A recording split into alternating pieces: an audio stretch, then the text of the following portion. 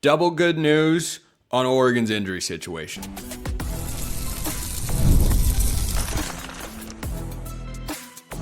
You are Locked On Ducks, your daily podcast on the Oregon Ducks. Part of the Locked On Podcast Network, your team every day.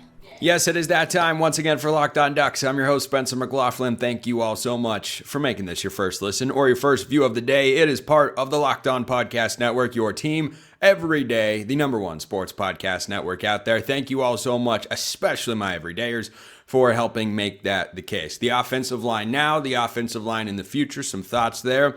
Oregon's playoff path. Trivia returns because it's Tuesday. Got a bunch of great submissions. It was hard. It was hard to cut it down. This episode brought to you by our friends at Game Time. Download the Game Time app, create an account, use the code LOCKEDONCollege for $20 off your first purchase. So, Oregon has played the entire season without Evan Stewart. Oregon has played since the Iowa game without Gary Bryant Jr. because he went down early in that game. Oregon hasn't seen Dakorien Moore. When was the last time we saw Dakorien Moore play football? I think the last time most of us saw him was on the 5-star documentary on Paramount Plus because he got injured going into the Iowa game. And then Gary Bryant Jr. got injured like 10 seconds into the Iowa game.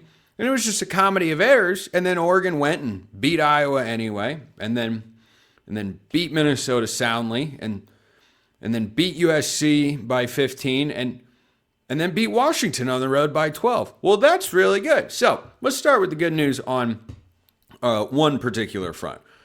I expect at least Gary Bryant Jr. to come back for the James Madison game. I'm gonna put each of these guys into an SSA on they will return for the game on December 20th at Autzen Stadium, where I will be. Hope to see many of you there. So, Gary Bryant Jr., I'm putting it a 9. I'd be pretty surprised unless a setback is suffered between now and then if he does not play in the game. For Dakorien Moore, his injury I think was a little bit more serious. I'm still at a 7.5. Definitely expect him to play. Would shock me a little bit less. For Evan Stewart, I'm at a 5. That's a toss-up to me. I think we can absolutely see Evan Stewart at some point during this playoff run. I don't know if it will be game 1. And frankly, this is just me guessing. I suspect a part of that could be that we know Oregon shouldn't need any of those guys. And then you get into the rest versus rust debate with individual players. Because if Dakorien, who remember hasn't played very much college football to begin with, since he's a true freshman and got hurt before the Iowa games, was 8 games into his career, I think that's someone who, if he's mostly good to go, you probably put him out there and get him back into the swing of things as best you can. Gary Bryant Jr., he's played as much football as anybody on this Oregon roster. Bring him back once he's 100% ready to go. And by the James Madison game, I think he will be. And then there's Evan Stewart. He's got the most serious injury of anyone. Hasn't played a single snap all year. Boy, it'd be nice to get him at least some reps. Just get him back into the swing of things. He's also played a lot of college football in his career. So it's maybe not quite as important, but it's still something that you'd like to see happen. So that's the first angle I want to talk about, the Oregon receiver injuries. I think that they are going to get at least 1, probably 2, maybe 3 back. I'd suspect if they're able to take care of James Madison. And by the way, for those of you that are superstitious out there, the last time I went to an Oregon game at Autzen, they were a big favorite against an inferior opponent, and Idaho happened. So make of that whatever you will. That is not going to persuade me to stay home. Absolutely, positively not. So I think that puts Oregon in an even better position. And offensively, for Will Stein and Dante Moore, I think the biggest impact of getting any number, even if it's just one wide receiver back, I think the biggest impact or change to the offense is you just won't see as much Jamari Johnson, who's stepped up, as I talked about last week, in a huge way, not just as Oregon's tight end 2 this year behind Kenyon Sadiq, who missed a game earlier this year with an injury, but also in the absence of 3 key wide receivers and then you go down the depth chart for, where guys were at before the year, and no Jerion Dickey, no Kyler Casper, Dylan Gresham got hurt. And yeah, you had to throw the ball. Oregon's had to use a lot of 12 personnel, 1 back, 2 tight ends, and throw the ball in some big spots. Jamari Johnson had a 3rd and 10 conversion against Washington that led to a field goal. He had another chunk played down the field. So I think that is probably the biggest difference stylistically that you'd see is, probably not throwing him the ball as much because you don't need to, and you feel like you can throw the ball to actual wide receivers. But I'm not saying they won't use him. I just think his role gets reduced. But here's the other side of the coin. Let's say I'm wrong. Let's just live in hypothetical world for a moment. Let's say I'm wrong. And not just for the James Madison game, but a potential matchup with Texas Tech. Let's say only Gary Bryant comes back. Dakorion's not able to go. Evan Stewart not able to get up to game speed. And it's just that group of guys. I still feel really good about Oregon's offense. And while I'd feel better, my confidence level is, of course, going to be higher when you put a pair of 5-star wide receivers on the field who are mega NFL caliber talents. I have watched this team for the last month execute in big spots and also just have big explosive games on offense without them at the helm. And that comes back to Dante Moore and the offensive line and the play calling from Will Stein, the OC, future head coach at Kentucky, of course, but will be the play caller on Oregon's playoff run here. So that combination of factors gives me an intense level of confidence, one way or the other. I have a preference, but if going into Texas Tech, only one of those 3 guys is back, yeah, you'd like to have them, but are we feeling bad about having to throw the ball to Kenyon Sadiq more? Or working in Malik Benson, who's had one of the most epic months that an Oregon wide receiver's ever had? Or getting Jeremiah McLaughlin going again? Because I'm not. I look at all those guys and say, man, they're darn near 1-to-1 replacements. They're not. Everybody's different. Some guys were higher on the depth chart when the season began. Dakorien Moore was Oregon's leading receiver until he got hurt. Now that title falls to Malik Benson.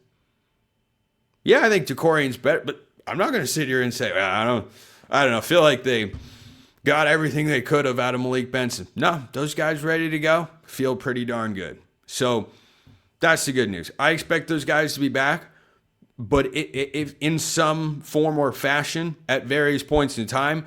But if they are not, if the worst comes to pass, if they re-aggravate between now and then, because we know Oregon apparently goes very hard to practice. I mean, going into the Iowa game, we're looking around going, where'd everybody go? How are they all hurt? So hopefully that doesn't happen between now and next Saturday. But if for some reason it does, hard to not feel good. They've had several games against legit opponents to figure out how to operate, and they have done so very effectively, both big picture and situationally. So I feel good. Let me know your thoughts in the YouTube comments below. Hit me up on Twitter, all of that good stuff. So the offensive line. Speaking of that group, right now, gosh, I feel really good. What about the future?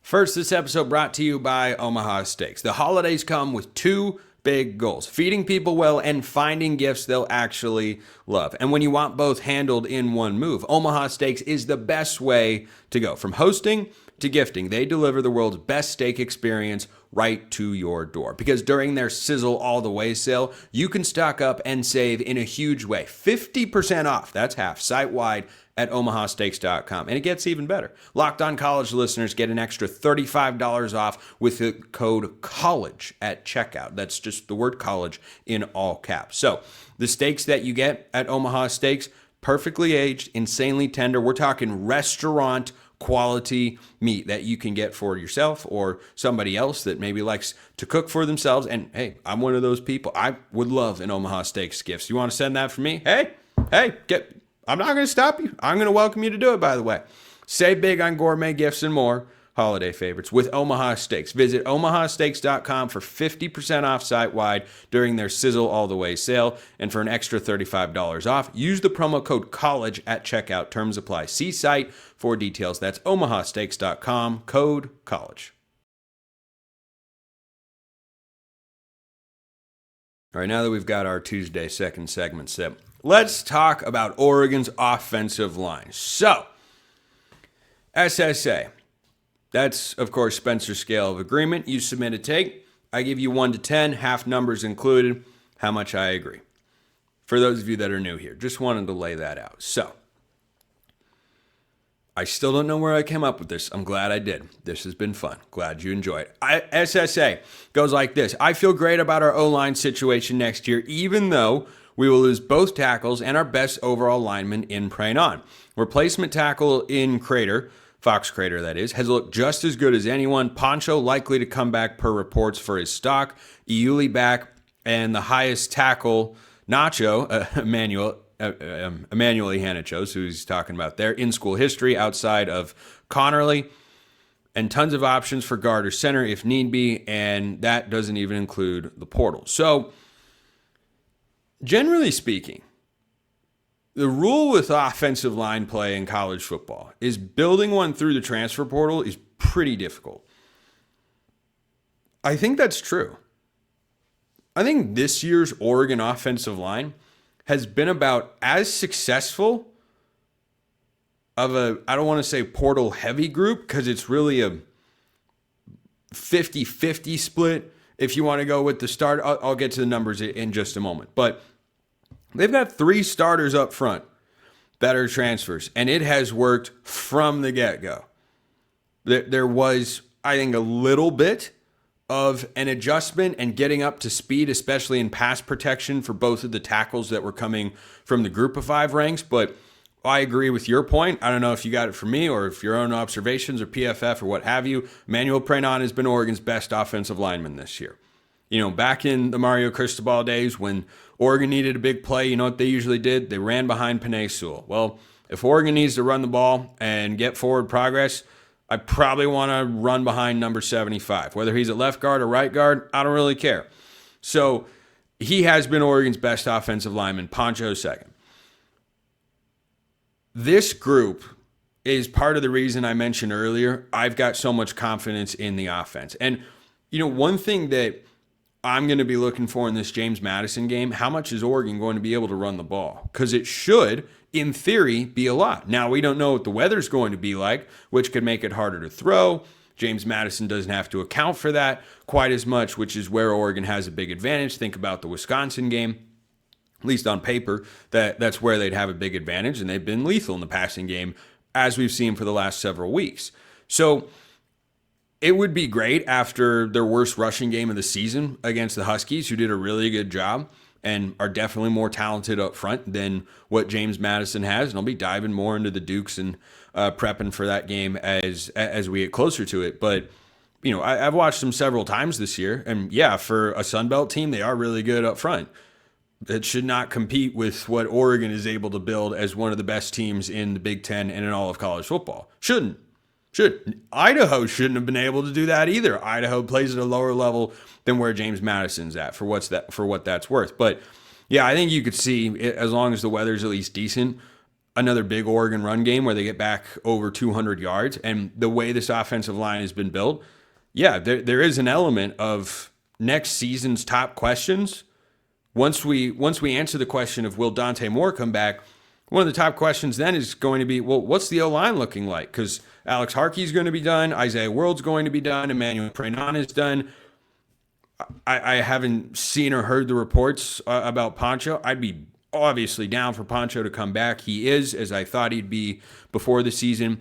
He's been announced as one of the finalists for the Remington Award, given to the best center in all of college football. I don't know if he's going to win, but he's a finalist, and Of course, Jackson Powers Johnson is the first Oregon center to ever win that award. I think there have been some other nominees. I'd be shocked if Max Unger wasn't a finalist for that award. I think he was.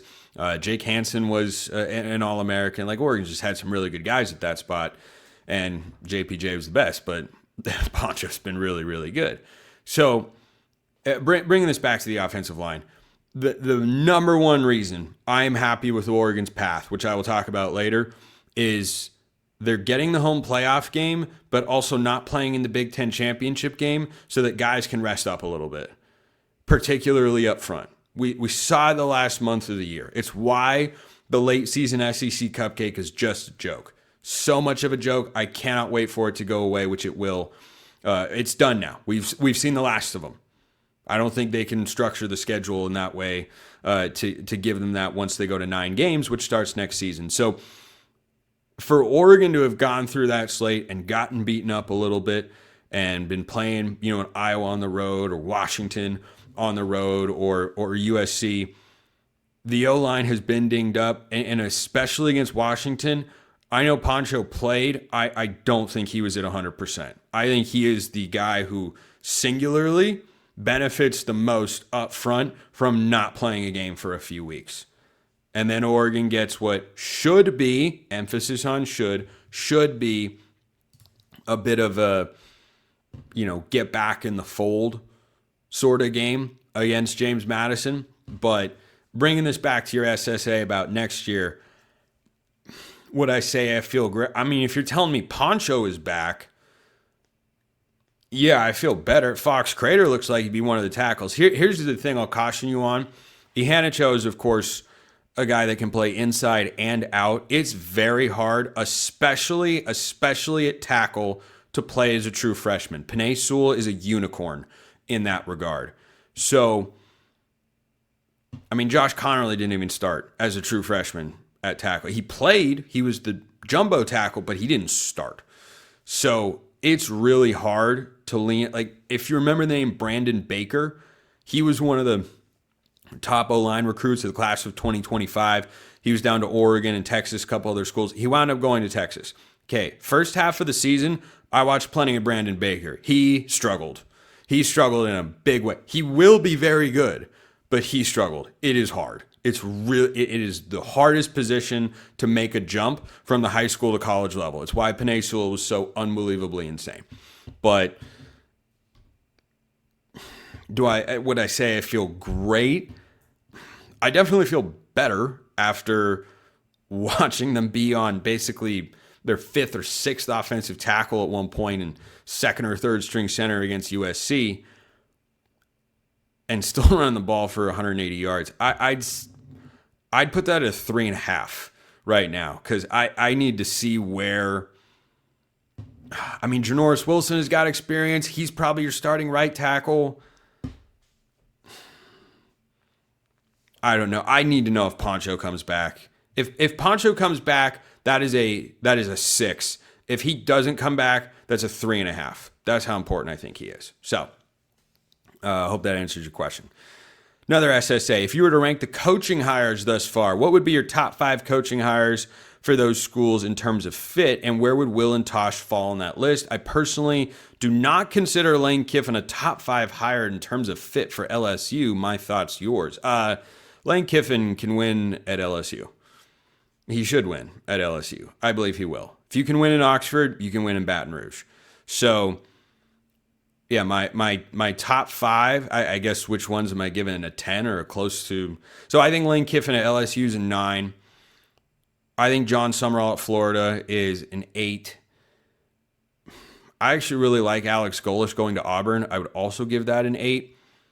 I would not put Will Stein inside the top 5, but I might put Tosh there. I don't really know what situation Stein's going into at Kentucky. He's got a lot more work to do. Tosh Lepoy doesn't. I mentioned this over on Locked On College Football today, but Tosh is going into a pretty decent situation. He was able to just keep JKS home. He can be a CEO head coach, which he's seen Dan Lanning do. I think he can be great at. We know he recruits really well. The guy is a tireless worker. Would Tosh be inside the top 5 nationally? Matt Campbell at Iowa State is a good hire.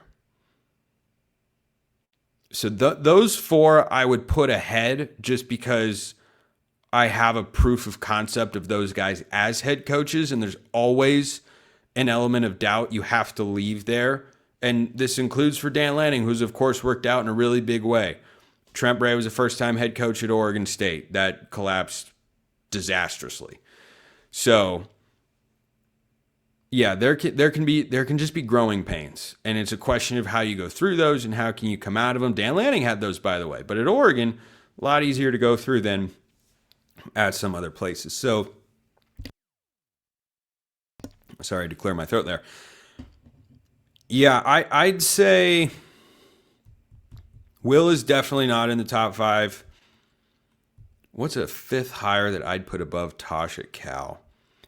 I like Eric Morris at Oklahoma State. I think that's such a good fit. So no, I wouldn't put either one inside the top 5 best hires. Doesn't mean they can't have success, and I want them to.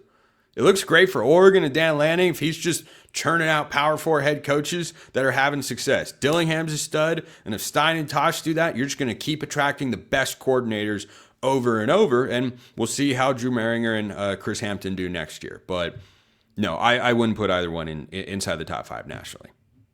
It's a high bar to clear. And again, Tosh having JKS to start as foundational point, man, he could have something brewing right there. So Oregon's playoff path, programs that they've kind of wrecked, and of course, trivia.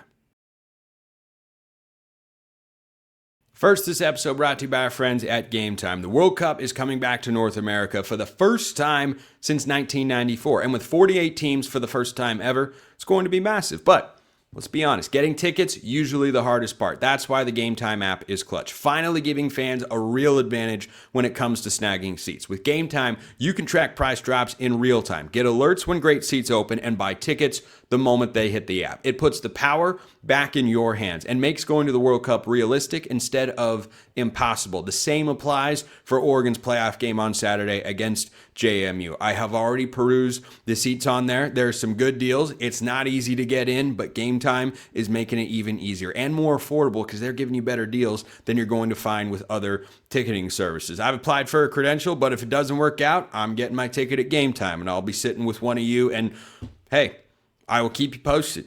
I will keep you posted. It's happened for the Big Ten championship game. Could happen again. And guess what? Tell me where you're sitting. Maybe there'll be a seat open near you. We can watch the game together. Take the guesswork out of buying World Cup tickets and every match, concert, or event with Game Time. Download the Game Time app, create an account, use the code LOCKEDONCollege for $20 off your first purchase. Terms apply. Again, download the app, make an account, use code LOCKEDONCollege for $20 off. Swipe, tap, ticket, go, Game Time. So the SSAs continue. Let's talk about Oregon's path here. SSA, Oregon has the best path to the title given the seeding and possible matchups.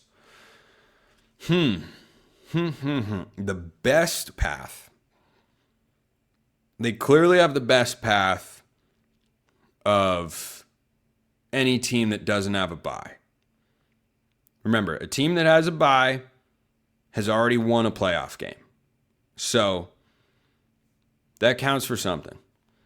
Another team could get banged up, but then again, there's like 11 to 12 days between the first round playoff games and the next one. So there's more time off than there typically is week to week. So anyway, the best path to the title.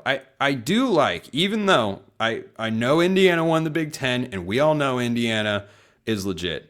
Beating a team twice is really, really hard.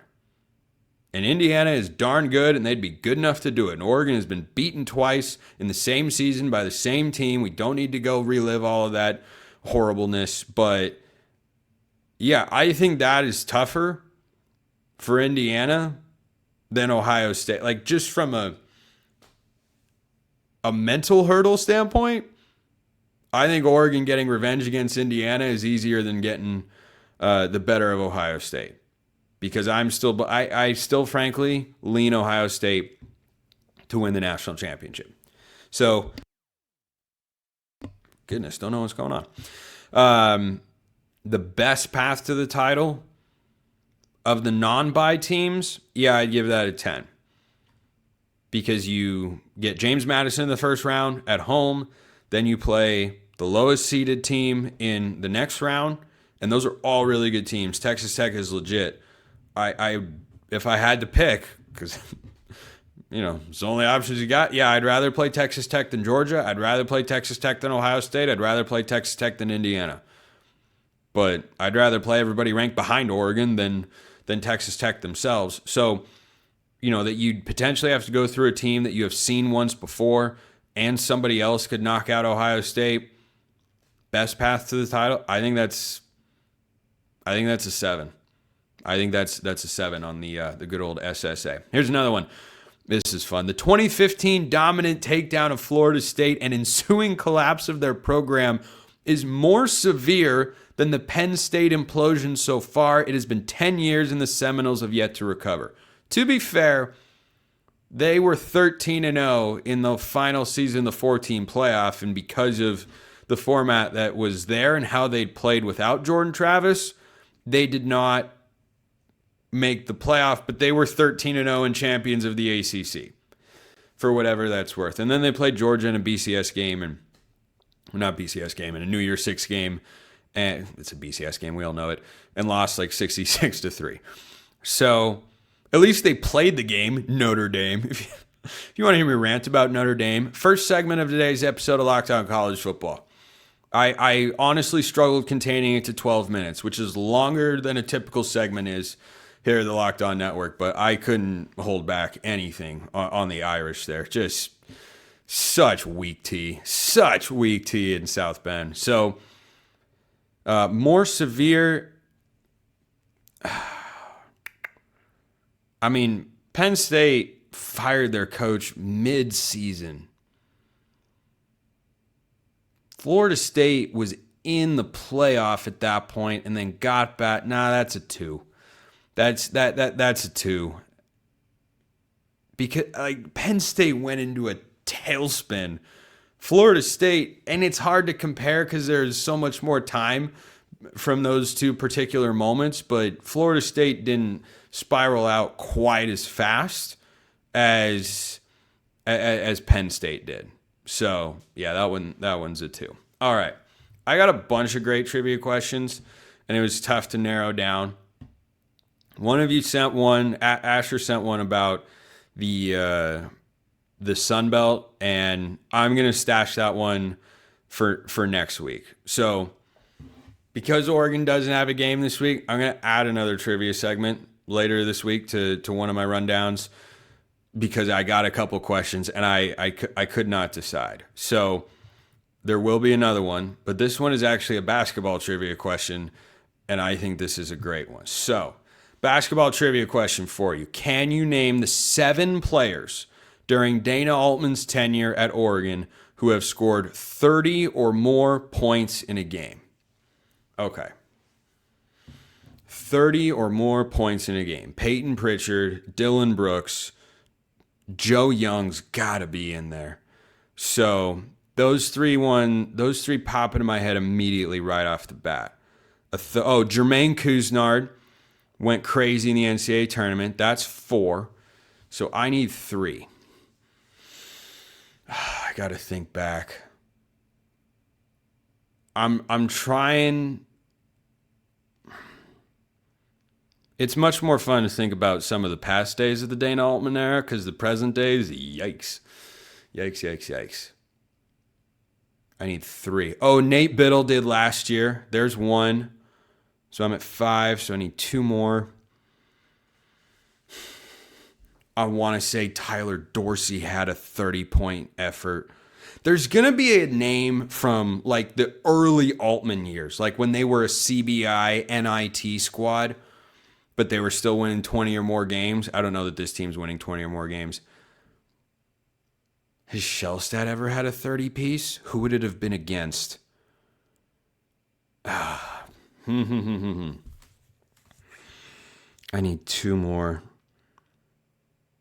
There's going to be one from the early 2010s that I'm going to miss. The names are just not popping into my head.